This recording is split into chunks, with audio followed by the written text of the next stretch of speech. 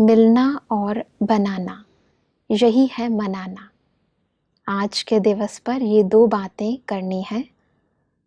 मिलना तो मना ही रहे हो, बाकी आप समान बनाना। ये दो बातें की गोया शिव जयंती मनाई। भाई साहब, दो चीज़ें बताई हैं, मिलना और मनाना। हम सब परमात्मा शिव से डायरेक्ट मिलन मना रहे हैं। हाँ जी। उनका अवतरण हुआ है, तो वो हम सबको ये श्रीमत देते हैं कि बच्चे, जैसे तुम बच्चे परमात्मा से मिल रहे हो, ऐसे अपने भाई बहनों को भी मिलाओ।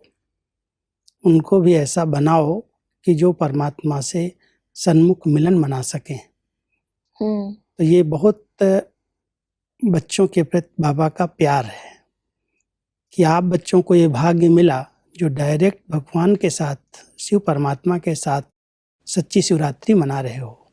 और भक्त लोग अभी तक भी भटक रहे हैं, केवल पूजा कर रहे हैं, जल चढ़ा रहे हैं, आरती कर रहे हैं, लेकिन परमात्मा इस धरा पर आ चुके हैं। उनको उसकी पहचान दो, उनको उनसे मिलाओ। और जल चढ़ाने की इस विधि को परमात्मा स्पष्ट करते हुए कहते हैं कि जब भक्त लोग जल चढ़ाने के लिए जाते हैं तो भी बीच में ब्राह्मण होते हैं, तो उनसे कराते हैं। तो आप भी ब्राह्मण हो, जैसे भक्त लोग जल चढ़ाते हैं, वैसे तुम बच्चे परमात्मा के ऊपर आत्माओं से जल चढ़वाते हो। ये जल अथवा दूध चढ़ाने की रस्म क्यों चली है? जिस समय जल चढ़ाते हैं उस समय मन में क्या सोचते हैं?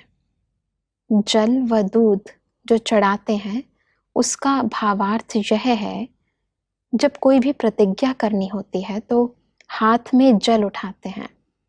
सूर्य को भी जल चढ़ाते हैं तो अंदर में प्रतिज्ञा करते हैं।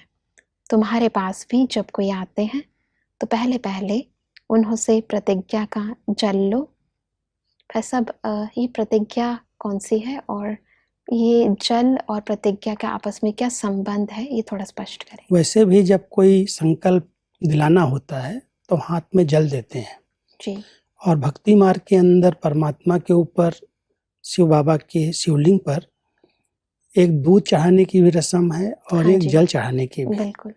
लेकिन डायरेक्ट नहीं चढ़ा सकते हैं। बीच में जो पूजा करने वाले पुजारी होते हैं, हाँ जी। ब्राह्मण होते हैं, वो जल भक्तों से ले करके फिर चढ़ा देते हैं। उसके रिटर्न में भी प्रसाद देते हैं। हाँ जी, हाँ जी। तो परमात्मा हम सबको कहते हैं कि जैसे भक्त डायरेक्ट नहीं चढ़ाते, बीच में ब्राह्मण होते हैं, ऐसे आप सच्चे ब्राह्मण जो ब्रह्मा मुख की संतान हो, भक्तों की मनोकामनाएं पूरी कराने के लिए आप उनके संकल्प जो हैं भगवान के प्रति जो जल चढ़ा रहे हैं, वो तो स्थूल जल चढ़ाते हैं, जी जी जी। लेकिन अंदर से कोई न कोई संकल्प लेते हैं।